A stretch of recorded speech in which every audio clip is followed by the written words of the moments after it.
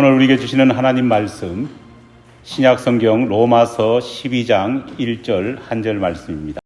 로마서 12장 1절 한 절 말씀, 주신 하나님 말씀 제가 봉독해 올리겠습니다. 그러므로 형제들아, 내가 하나님의 모든 자비하심으로 너희를 권하노니 너희 몸을 하나님이 기뻐하시는 거룩한 산 제물로 드리라. 이는 너희가 드릴 영적 예배니라. 아멘. 지난 주일 같은 본문 말씀을 가지고 구약의 제사와 신약의 예배 사이에 존재하는 차이점에 대해서 여러분에게 말씀드렸습니다. 눈에 보이는 것들을 중심으로 했던 제사와 달리 예배는 예배 드리는 사람의 마음가짐이 중요하다 말씀드렸습니다. 한 생명을 구하기 위해 반드시 다른 생명이 희생되어야 되는 제사와 달리 예배는 십자가에서 우리를 위해서 희생당하신 예수님의 한 분 희생만으로 더 이상 그 누구도 희생되지 않는 모두가 기쁨 가운데서 하나님 앞에 나아갈 수 있는 예배가 되었다 말씀을 드렸습니다.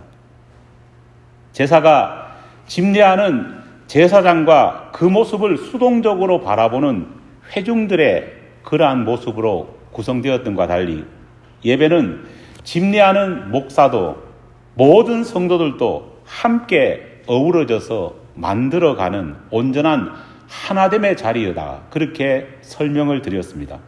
심지어 이러한 하나됨은 예배당에서뿐만 아니라 이후 계속되는 예찬회까지 이어져서 누구도 소외되지 않는 밥상 공동체가 만들어지는 것이다.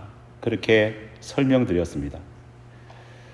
오늘은 예배에 관한 두 번째 시간으로 지난 주일 못다한 말씀을 여러분과 함께 나누어 보려고 합니다.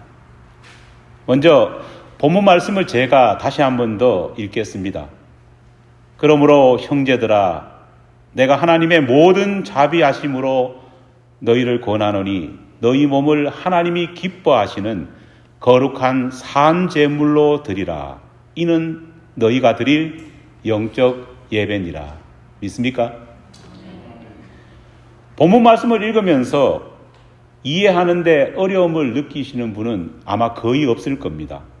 하지만 이렇게 쉬운 본문 말씀임에도 불구하고 한 부분이 조금은 알쏭달쏭합니다. 그 부분이 어디냐 하면은요, 우리가 하나님께 드려야 할 영적 예배가 무엇인가 하는 문제입니다. 여러분, 영적인 예배라는 것이 도대체 어떤 것일까요? 안타깝게도 지금까지 너무나도 많은 크리스찬들이 영적 예배에 대해서 잘못 이해해 왔습니다. 잘못된 오해, 잘못된 곡해 속에서 마치 영적이라는 것이 신비스러운 것, 다시 말해 일반적이지 않고 상식적이지 않는 어떤 비상식적인 초월적인 것으로 그렇게 많은 사람들이 영적이라는 말을 이해해 왔습니다. 여러분, 영적이라는 이 용어가 가장 많이 사용되고 가장 많이 들리는 그런 것이 보통 어디입니까? 병 고치는 신유 집회나 귀신을 쫓아내는 축사 집회 같은 곳에서 가장 많이 사용하는 말이 뭐냐? 영적이라고 하는 말입니다. 마치 영적이라는 것을 우리는 어떻게 이해해 왔느냐? 세속을 떠나 살고 있는 도인과 같은 어떤 신비한 능력을 가진 사람이 내뿜는 에너지 같은 것으로 생각을 해왔고, 엄청난 힘을 가진 슈퍼맨 같은 그런 사람이 보이는 모습처럼 그렇게 생각해 왔습니다. 정말 이 영적이라는 것이 그런 의미일까요? 아니, 성경이 말하는 영적이라는 것은 과연 어떤 것일까요? 오늘 본문 말씀인 로마서 12장 1절 말씀을 New Heart English Bible이라고 하는 영어 버전으로 제가 한번 읽어드리겠습니다. 스크린에 나옵니다. Therefore I urge you, brother, by the mercies of God, to present your bodies a living sacrifice, wholly acceptable to God, which is your reasonable service. 많은 영어 성경 버전이 있지만은요, 그래도 헬라어 원어 성경의 의미를 가장 바르게 담고 있다고 말하는 버전이 바로 방금 읽어드린 New Heart English 바이블입니다. 그런데 New Heart English 바이블에서 우리말 성경의 영적 예배라고 번역한 이 부분을 헬라어 원문에 맞게 뭐라고 번역하고 있는지 아십니까? 뭐라고 번역합니까? Reasonable Service라 말하고 있습니다. 여러분, 놀랍게도 사도 바울은 로마서 12장 1절 말씀을 기록하면서요, 영적이라는 것을 우리가 보통 오해하는 것처럼 그렇게 스피리추얼한 것이 아니라 뭐라고 말합니까? 리저너블한 것이다. 그렇게 쓰고 있습니다. 여러분, 영적이라는 것은 신비주의적인 것이 아닙니다. 영적이라는 것은요, 합리적인 영성, 합리적인 서비스, 예배를 의미하는 겁니다. 지금까지 우리는 정반대로 영적이라는 것을 이해해 왔습니다. 영적인 사람을 어떤 사람으로 생각해 왔느냐? 영적이라고 하는 사람들은요, 합리적이지 않는 사람이라 그렇게 여겨왔습니다. 이성적이고 합리적인 사람은 믿음과 영성이 부족한 사람들이라 그렇게 우리는 오해해 왔습니다. 영성과 합리성은 같이 갈 수 없는 것이다. 그렇게 우리는 생각해 왔습니다. 하지만 성경은 영적인 것을 합리적인 것이라 말합니다. 영적 예배를 reasonable service라 말하고 있는 겁니다. 여러분, 가만히 생각해 보면은요, 하나님께서는 아주 합리적인 태도를 보인 신앙인들을 향해서 폭풍 칭찬을 하신 적이 있습니다. 바로 베레아 교회 성도들을 향한 칭찬입니다. 사도행전 17장 11절로 12절 말씀입니다. 베레아에 있는 사람들은 데살로니가에 있는 사람들보다 더 너그러워서 간절한 마음으로 말씀을 받고 이것이 그러한가 하여 날마다 성경을 상고함으로 그 중에 믿는 사람이 많고 또 헬라의 귀부인과 남자가 적지 아니하나. 여기서 너그러워서라고 하는 이 말을요, 예전에 우리가 가지고 있었던 한글 개역 성경에는 뭐라고 번역을 했었느냐? 여러분 기억하실 겁니다. 신사적이어서라고 번역했습니다. 헬라어 원문에는 이 너그러워서 신사적이어서 하는 이 말을 뭐라고 기록하고 있느냐? 합리적이어서 라는 의미로 기록하고 있습니다. 날마다 성경을 읽으면서 들었던 그 하나님의 말씀이 정말 맞는지 그렇지 않은지를 검증해보는 합리적인 태도가 누구에게 있었다는 겁니까? 베레아 교회 성도들에게는 있었다는 겁니다. 하나님은 그런 베레아 교인들을 바라보면서 너희들은 영성이 없구나, 너희들은 믿음이 없구나 그렇게 책망하신 것이 아니라 오히려 그런 합리적인 신앙을 가진 베레아 교회 성도들을 칭찬하고 계시는 겁니다. 오히려 감정에만 북받쳐서 그 근거를 제대로 생각해보지도 않고 무조건 믿는 태도, 그것이야말로 문제 있는 신앙입니다. 이단에게 제일 빠지기 쉬운 신앙이 바로 그런 신앙입니다. 특히 이 구절에서 우리가 집중해야 봐야 할 부분은요, 헬라의 귀부인과 남자들이 많이 믿었다는 대목입니다. 당대에 가장 합리적이고 당대에 가장 많이 배우고 당대에 가장 이성적이라고 말할 수 있는 로마의 고관 대적과 그의 부인들이 기독교 복음을 보면서 충분한 합리성을 가지고 충분한 믿을 수 있는 근거가 있다고 생각했기 때문에 이렇게 로마의 고관 대작들과 부인들이 많이 복음을 받아들였던 겁니다.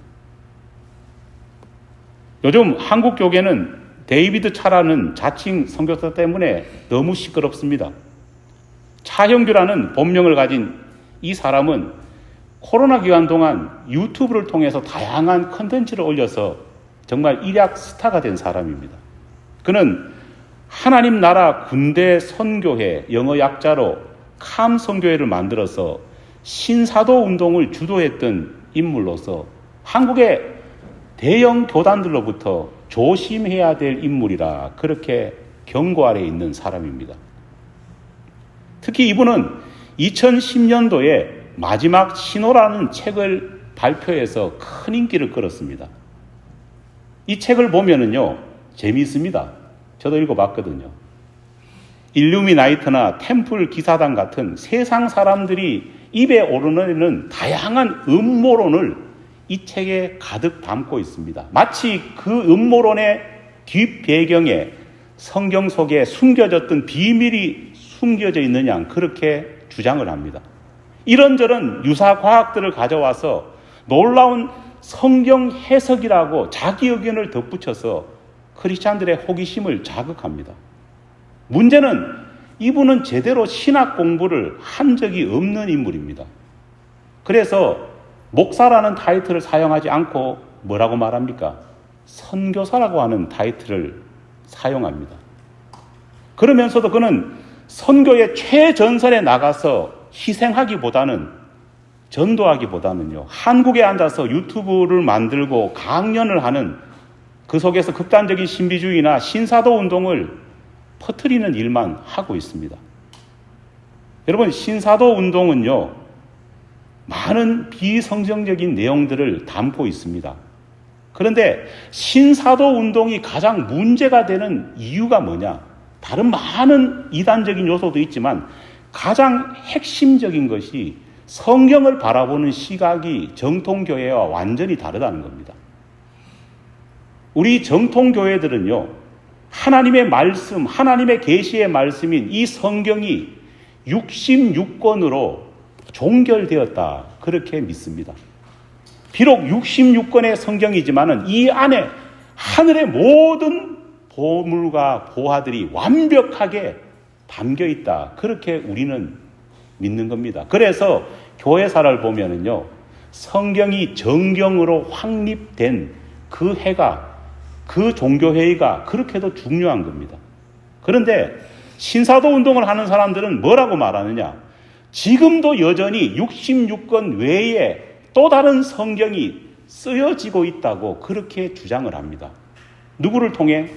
바로 전 세계에 있는 다양한 예언자들이나 계시자들에 의해서 성경이 계속해서 쓰여지고 확장되고 있다 말을 하는 겁니다.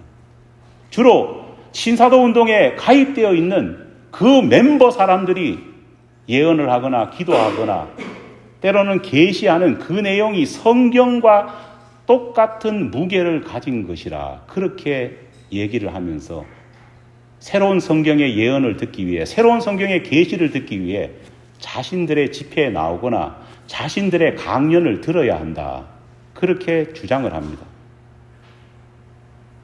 여러분, 이 말이 사실일까요?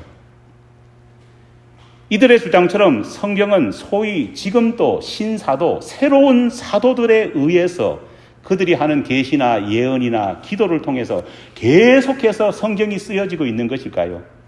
67, 68, 69, 70 끝까지 확장되고 있는 것일까요? 성경의 내용이 계속해서 더해지고 있는 것일까요? 요한계시록 22장 18절에 기록된 하나님의 말씀은 이들의 주장이 얼마나 참말이 아닌 거짓말인지를 분명하게 우리에게 보여주십니다. 요한계시록 22장 18절 말씀입니다. 내가 이 두루마리의 예언의 말씀을 듣는 모든 사람에게 증언하노니 만일 누구든지 이것들 외에 더하면 하나님이 이 두루마리에 기록된 재앙들을 그에게 더하실 것이요. 믿습니까? 뭐라고 말하고 있습니까? 만일 하나님이 예언하신 예언의 두루마리를 믿지 않고 만일 누가 이것들 외에 첨가하거나 더하면은 성경에 기록된 모든 재앙들을 그에게 내리겠다, 하나님이 경고하고 계시는 겁니다. 사실 이런 사람보다 더 나쁜 자들이 있습니다. 바로 이런 비합리적이면서 비성경적인 주장에 동조하고 응원하고 그들을 키워주는 소위 기독교인들입니다. 이들에게 마치 특별한 비밀이나 특별한 은혜가 있는 것처럼 그렇게 믿고 그들을 따르면서 후원해주는 소위 신앙의 불쏘시개들이 더 문제인 겁니다.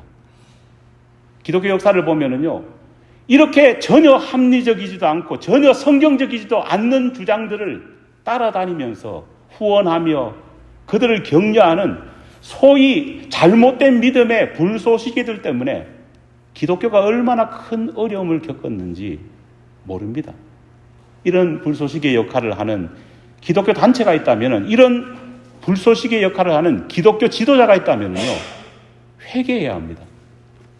최근 데이비드 차는 그의 숨겨진 두 얼굴의 어두운 면을 드러내면서 어려움을 겪고 있습니다. 말로는 청교도 운동을 하자 그렇게 말하지만은 불륜과 공금 횡령 사실이 만천하에 드러나서 요즘 나락에 떨어지고 있습니다. 선교회 안에 그를 따르면서 그의 스텝 역할을 했던 수많은 젊은 여성들과 바람 피운 것이 공개되었습니다. 부정한 관계, 부정한 돈 문제, 이런 것들이 계속해서 밝혀지고 있습니다. 심지어 후원자들이 선교하라고 그에게 준 선교원금을 착복해서 하와이에 개인 별장까지 구입해서 현재 한국 검찰이 수사를 하고 있는 중입니다. 그가 말하는 주장들은 조금만 깊게 생각해 보면요, 얼마나 근거가 빈약하고 역사성이 없고 성경적인 내용이 아닌지 우리는 다 알 수 있습니다. 그가 하는 설교의 내용을 들어보면요, 얼마나 비성경적이고 비신학적인지를 파악할 수 있습니다. 왜냐? 전혀 합리적이지 않기 때문입니다. 그가 하는 설교를 들어보면요, 대부분 소위 말해서 음모론에 대해서 말하지 성경 자체에 대해서 이야기하는 경우가 거의 없습니다.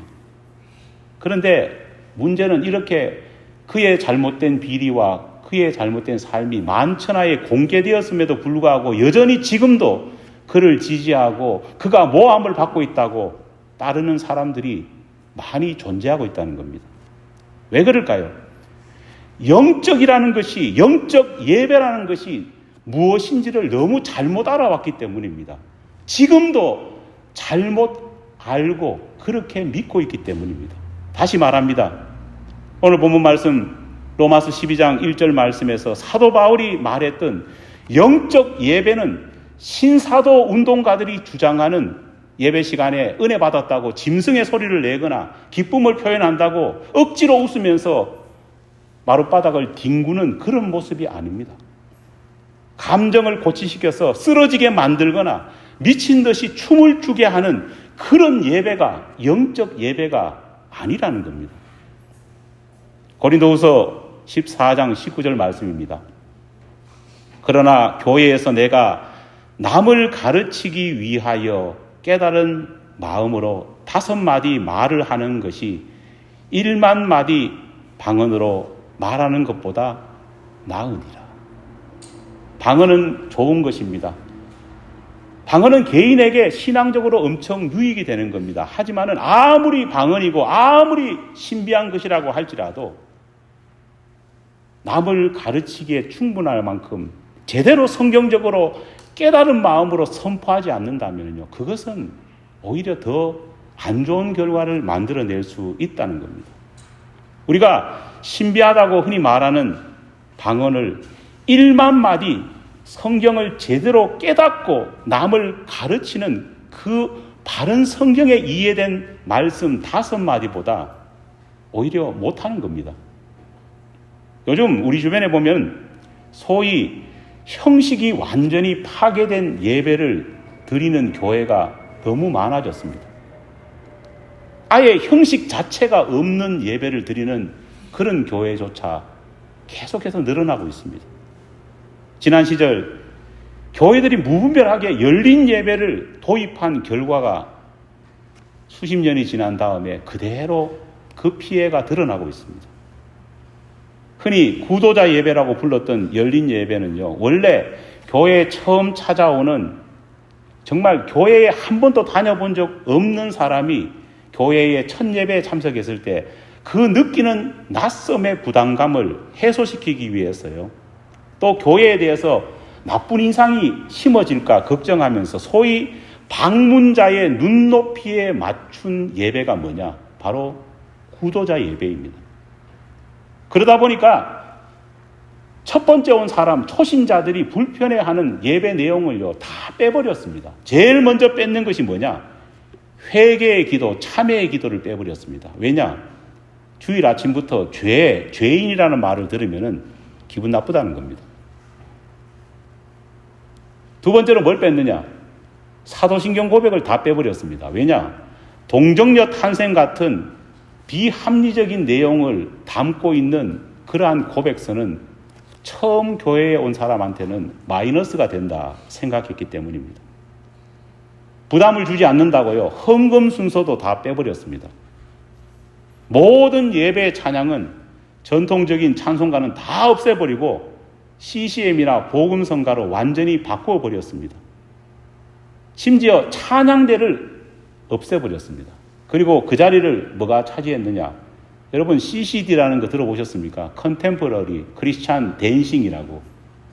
젊은 아이 나와서 찬양대 자리에서 뭘 하느냐?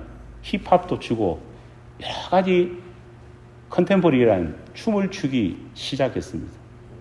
요즘에는 특별한 이유도 없는데 예배를 예배당에서 안 드리고 커피숍을 빌려가지고 드리는 교회도 엄청 많아졌습니다. 실제로 우리 미국 뉴욕에도요, 이런 교회들이 있습니다. 또 버스킹을 한다고 길거리에서 마치 개인 콘서트를 하는 것처럼 예배 드리는 사람도 있습니다. 그런데 예배 드리는 게 재밌습니다. 예배를 드리면서 자기가 콘서트처럼 막 이게 기타를 연주하잖아요. 그 앞에 뭐가 있을까요? 통이 이렇게 있습니다. 여러분, 헌금함입니다. 마치 우리가 지하철역 가보면은 이제 흑인들이 이렇게 연주하면 앞에 뭐가 있습니까? 팁통이 있지 않습니까? 그거와 똑같은 모습을 보이고 있는 겁니다.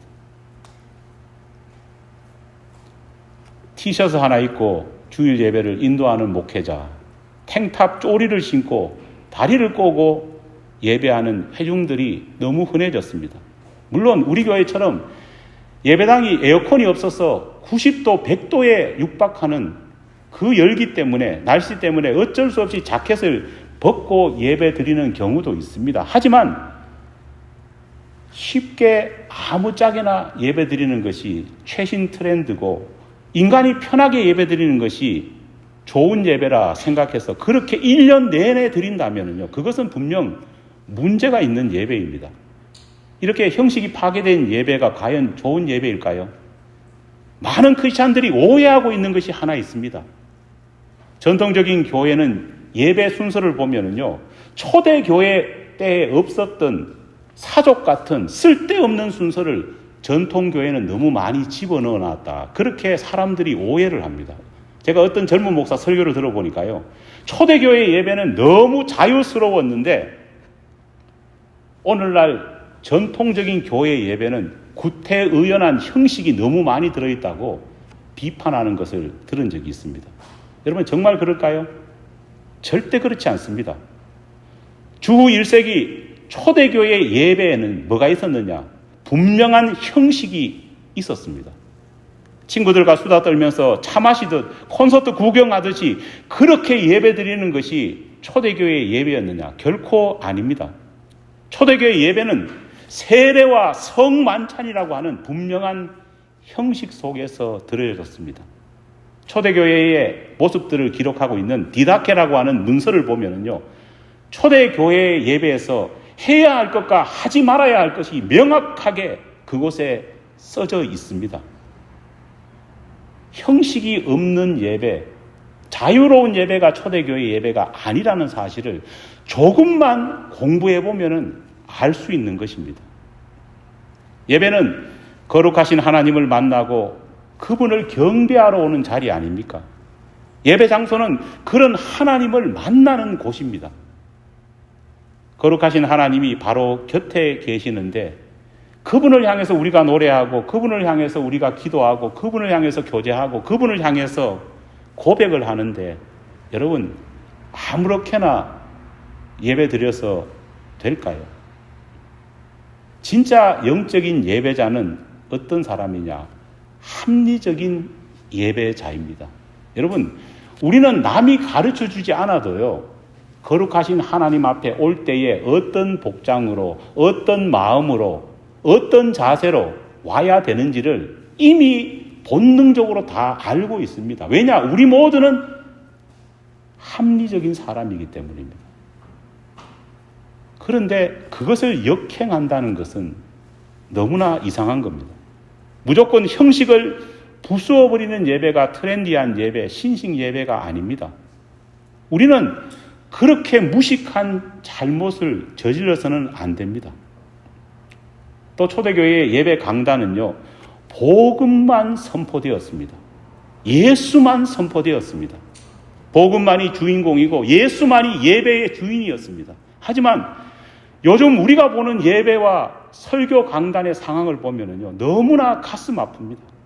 마치 정치 강연장이나 경제 포럼이나 각종 음모론에 대해서 해석하는 설명의 자리가 강단이 되고 말았습니다.